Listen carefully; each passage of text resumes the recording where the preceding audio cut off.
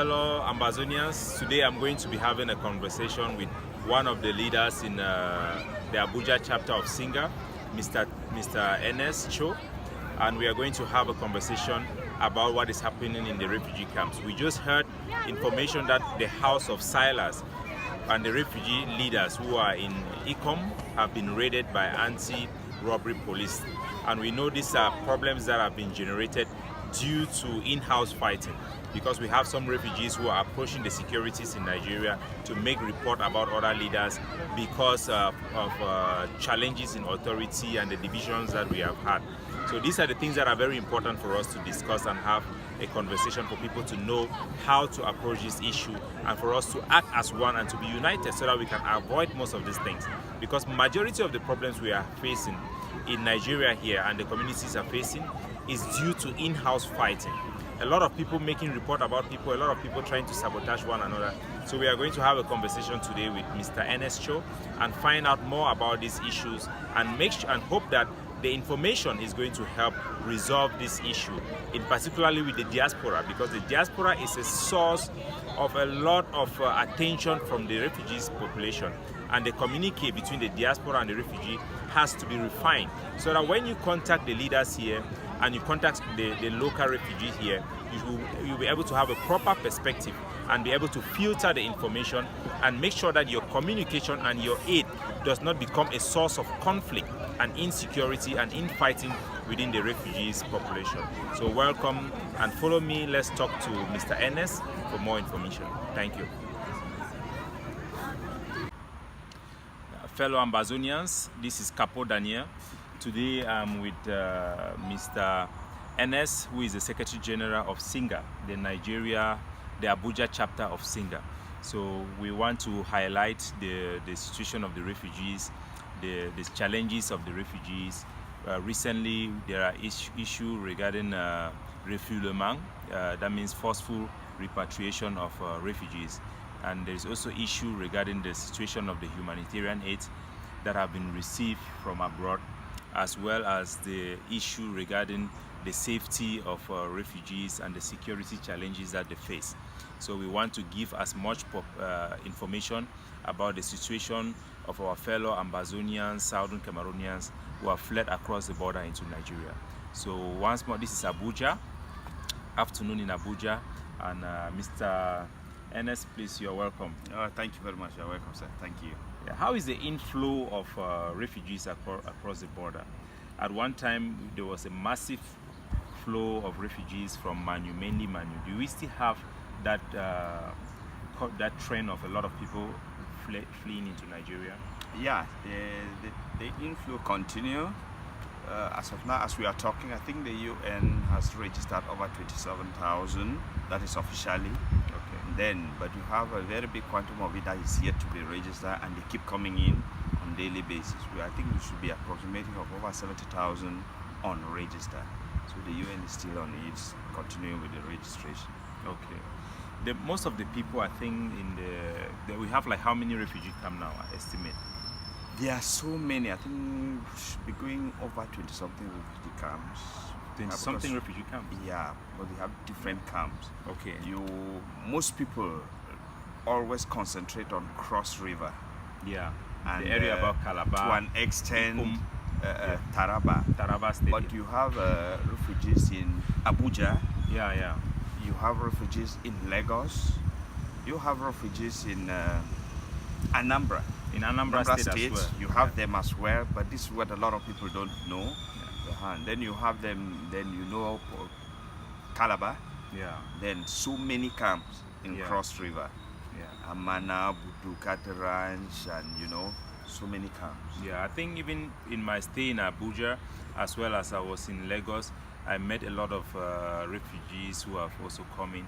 Some majority of them who have not even registered, because most of the people, in particularly indigenous villagers, who have no idea, they don't even know that they have to register to have protection while they are in Nigeria. And let's move to, there was an incident about over 60,000, over 60? Over 6,000, is it 6,000 or 60? 60. Yeah, 60 refugees who were refoulement. the Nigerian government. Repatriated back to Cameroon. Yeah, which is a disturbing trend. What about that? We do not know who these people are. Well, we cannot really say it is safe for now, but we know there are a lot of studies on the ground. There's a lot of research on the ground. Because when we got that information, we could not just blow it out, because when you are sending out information sometime, you should be very accurate. Yeah. So, but since the source of the information made us to know that they are investigating, and that the UNHCR is equally investigating that information, so we just have to like keep praying while waiting for the outcome of their investigations. Yeah, it's a very terrible situation. Just the fact that you could hear that over 60 refugees who have fled into Nigeria was forcefully returned. And I think from the information, these are not the people who had previously come into Nigeria, because nobody really know, talking from everybody, nobody really know who they are, they say. Yeah. And from the source that we got the information, we think it should not be some sort of play, dear parlor talk anyway, because we got the information from a very high personality whom himself said they are investigating before they can come out with something concrete. Okay. So there are also the issue of the diaspora community trying as much as possible to aid and support the welfare of the refugees. And recently we had the Aya Foundation, who is doing a marvelous job, both for the internally displaced people within Cameroon, as well as those who are in Nigeria. They are doing a fabulous job. But his visit as well have exposed certain challenges that we have within the community, which I think you are in the best place to really explain to us exactly the situation. I know many people from abroad, they try to send goods, and the community of the refugees, they have their own community leaders. Yeah.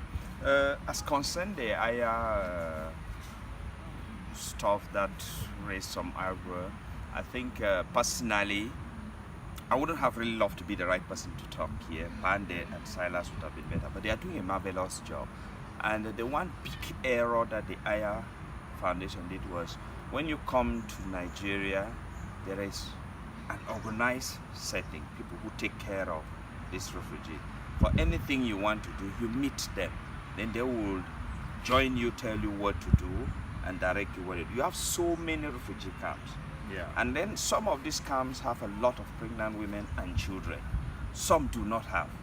Exactly. Now, the leaders here know how to strategize and in sharing of whatever they receive. Now, sometimes you see the material that come in can be mostly things that are for children, and so on. So the leaders will strategize and know how to send those things to those camps that you find children. There are some camps that you only find matured boys and girls there. Okay. So you know definitely such things will not be going to such camps. Now, when items come like that, that organized body know which of the camps to visit with what. So you don't just come in and maybe you go to a camp that is already self-sufficient to an extent, and after visiting one camp, you go to the air to make declarations. No, it is not really true. Everything that is sent here, Silas, Yande, and others, of which I'm part, but I'm in Abuja. I'm in Abuja, taking care of what concerns Abuja. So when things come like that, they organize and know how to share those things. There is no person, even the IG, can come to Nigeria today and will know how to share things without meeting those guys, because you don't know where. I have been privileged to visit more than almost all the camps, from Taraba, Amana, and all the, we visited those camps. It's marvelous. It's really a hectic job, and sometimes we should try to encourage those. We should try to encourage people like Pande, people like the Silas, and the HHS in general, and those that are the camp leaders. We should try to encourage them rather than putting undue pressure. I think it's something that I also witnessed firsthand, because in today, which was the Muslim festival of Salah, as well, I saw how you deal with the United Nations High Commissioner for Refugees actually give you a phone call, and they had some few humanitarian items that they want to assist the refugee population, but they contact you as a community leader and they consulted with you and they say we have this amount of It was meat. meat For the celebration of the Salah. of Salah, and you have to decide who is best. No, he chose Yeah. how many people we should bring, because Yeah. in Abuja you don't only have Cameroonian refugees, you have refugees from Syria, you have refugees from Democratic Republic of Congo, Chad, and so. But when you remember that in that call he said provision has been made for 40 people, I should choose between 5 and 8 people. Yeah, so sometime like that, they refer, and people have to understand there are more refugees, not only Southern Cameroonian refugees, but the community leaders are best placed, because even the UNHCR will trust them to make certain decisions. If you have limited things for limited people, the community leaders are best known because they can know people who can survive by themselves, people who have other assistance from churches and friends, and they will look within the communities and choose those who are most vulnerable. Yeah, I saw you do that. So I think it's something we want the diaspora, as well as all who are involved in humanitarian aspect of these refugees, to try to assist and work with the local community leaders, because they are best, they understand the situation best, and they are best suitable to make certain choices. So I want to talk specifically about an incident that was cited by Aya's Foundation, which was a case of where pregnant women, they were sleeping on the floor, which was is something very shocking for us to hear. And that same community had received a lot of mattresses that were kept in the warehouse. And the question was, how could the local refugees leader allow pregnant women to sleep on the floor while there are mattresses available for them? I think, again, Pande and Sila would have been better to ask that question, but I have an idea. Those mattresses were sent by a particular group, and they define exactly where those mattresses should be sent. Okay. Those mattresses were destined to go straight to Taraba. Okay. The group that offered the mattress gave it for the refugees in Taraba. In Taraba State, yeah. In Taraba, for the refugees in Taraba. Yeah. In Taraba. Yeah. So, but I equally understand that when those mattresses came, they are very expensive mattresses. Yeah. They are very expensive mattresses, and I know from underground that there was a discussion, even with those that said it, that if you give one of that mattress to one person, it's not heavy. One of that mattress should be over 35,000 naira. Yeah. But we have this mattress in Nigeria that is for one person. Yeah. Each of that mattress is between 6,000 and 7,000. Yeah. So if logically it would be better you sell one of that mattress and use the money and buy about 7 or 6 other mattresses that will sell 7 people. Yeah. So I'm just thinking that maybe these are some of those discussions that we're going underground, so that the number of mattresses can save a wider range of people than saving few people. Yeah. And I equally understood that they were still discussing to see how they can do, whether they can drop them down there or not to go to that. But you need to convince those who send the donors first. Yeah. You cannot just take a decision on that like your own. And to convince these donors, I don't think it's a one-day thing. Yeah. You have to call them, and maybe the donors too equally have donors. We don't know that they will work out how to go through before. Yeah. So the situation is that the mattress in questions were designated to Taraba State, and it was where was it? Where this incident happened? I think they anchored in Cross River, because most of the things that come in always land in either Lagos or Cross River or Port Harcourt. Yeah. So they were not really at the destination. That is why the goods were in we the could warehouse. say they were on transit. They were on transit. Yeah. But at that same situation, they had some pregnant women who were also in need. And as we have heard, there were some negotiations with the donors to think about selling those mattresses and then buying more mattresses, because they were quite expensive and it could save more. You understand, we have more than 70,000 refugees, so they have that consideration. But those of us who are coming from abroad, if we see a pregnant woman on the floor, sometimes we want it solved immediately. Yeah. So we have to see how we can reconcile those differences. And I think dialogue is the best thing. Talk to people, respect the leaders respect the donors, and also the philanthropists who are coming across the border to help, and various groups. And I also heard it's not just about deciding on which refugee get what, but there is also the issue of security. Yeah. Because as you tell me, there have been suspicion that certain people might be using Nigeria to transit weapons into southern Cameroon. Yeah. Okay. Yeah, so Let me even talk more on that. Yes. You know, each time these goods arrive, God has given us wisdom, given us leaders who have wisdom, Pande and Silas, that I still see thumb up. They always organize. I think Pande personally came to Abuja, and we went to UNHCR, we met Mr. Titus, we discussed on how they can give permission for security personnel to be present during the unveiling of the things. And I think that took place about 3 weeks ago, where everything was unveiled. Why do we have to call security officer? The reason was to avoid, because there is a lot of sabotage now, even among us, among ourselves. Yeah. Somebody can just frame you. So they decided to use that wisdom. Bande and others invited immigration, they invited the police, they invited the military and all those security agencies.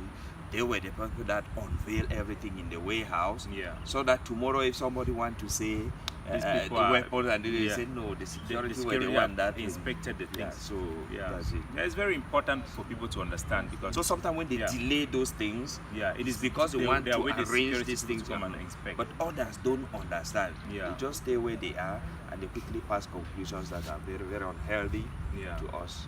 So there is that need for goods that come from the diaspora to be inspected by security agencies in Nigeria. So sometimes it causes delay, and I think it's understandable, because they want to reassure the local government and the federal government of Nigeria that nothing from abroad that comes into Nigeria contain illicit and illegal things, worst of that matter, weapons. So that is a very good thing as well concerning it.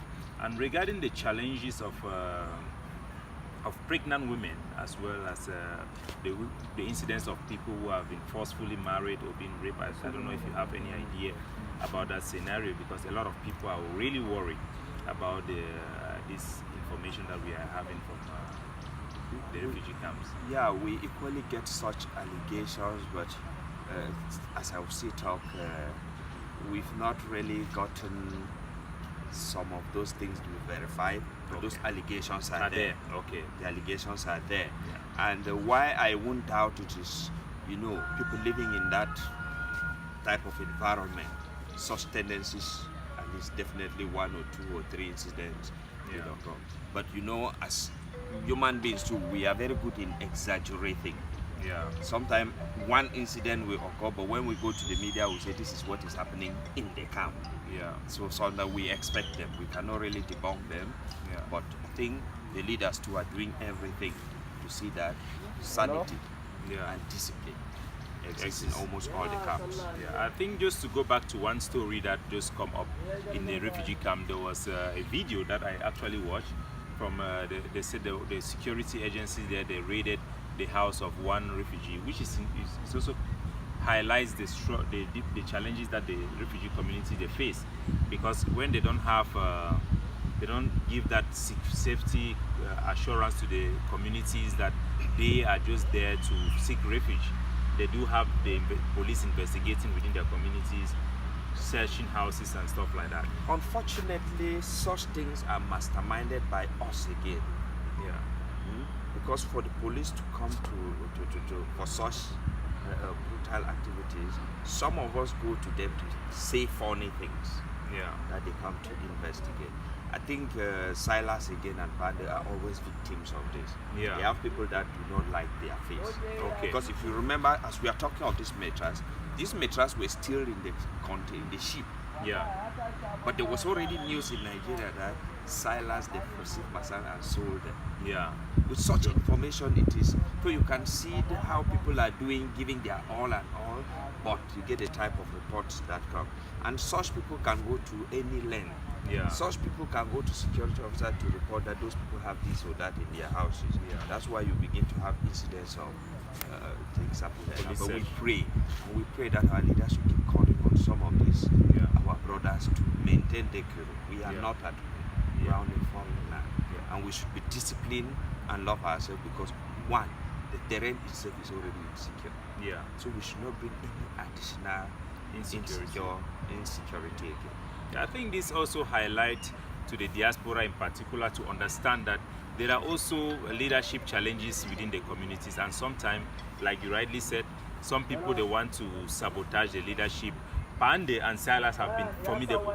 These are leaders that are endorsed by the vast majority of the refugees, and but it's unfortunate that some people want to undermine their leadership, and you have people going to make reports to police station, and it triggers a whole search and investigation and stuff like that. So people have to be very alert about this. So when you want to make contribution to the refugees, or you are coming in to help the refugees, you have to be very mindful of the story that they tell you, because somebody might just be trying to attack or undermine the leadership there, or blackmail them. Like you were talking about the situation where they just heard rumor that a container have arrived, and they will accuse the leaders. You guys are not sharing things. You are keeping some things. even say some of their own shops from things that have been said, allegations that you can't prove. Yeah. You tell them, go and show us the shop you are talking of. Yeah. You won't show any shop, but you go on the social media, and you know how wild information go on the social media. Yeah. And the truth is that when such information goes on the social media, the tendency that very many people will believe it is high. Yeah. Yeah, because somebody have said this is a scandal. People feed into that type of narrative. If somebody say that, oh, Silas and Pan, they have stores, they are selling things meant for refugees, which is ridiculous. But I think now people can understand that no such thing exists like that. Those people are volunteers. They are sacrificing their time to manage the refugees. They are very resourceful people. They know everywhere that those refugees are, and they are the people best placed to tell people about where to send aid and which aid will go to which place, because some areas which camp needs worse. Yeah, like you said, some camps are just full of adult men and women, and some are full with women, old people, and some with children, so they can best decide. And I also want to talk about the fact that the people in the refugees are very united. When the IG sends goods, they share it indiscriminately. And when the people from maybe the AGC, they bring goods, they equally share it amongst themselves. So there is nothing like this leader is the leaders on the ground, Silas and Bande, are representing just the IG, or they are representing somebody else. So sometimes if people are coming, they are sensitive and they think that, oh, because this authority is set up by one group, it necessarily represents that group, which is not the case. It's not the case, because those leaders, as far as the refugees are concerned, we don't know whether any refugee belong to AGC or to IG or to any group. No, refugees are one. Yes. So everybody should be encouraged to support the refugees, irrespective of your faction, because they are one. They are all Southern Cameroonian. And don't think that if you are supporting the refugees through Pande, you are supporting the IG or anything like that. Just like you are the community leader here for Singa chapter of Abuja, and you work for everybody. I work for everybody. You talk for everybody. So that is how it is practical. So we want to encourage everybody who is out there to understand that there is a plight for refugees, and we thank God that because it's a humanitarian crisis, the UNHCR is stepping up, and they are trying to make provision. But there are still certain needs that only Ambazonians can take, like women wear, tissue for children, things that the United Nations would not provide for our people. Definitely. Yeah.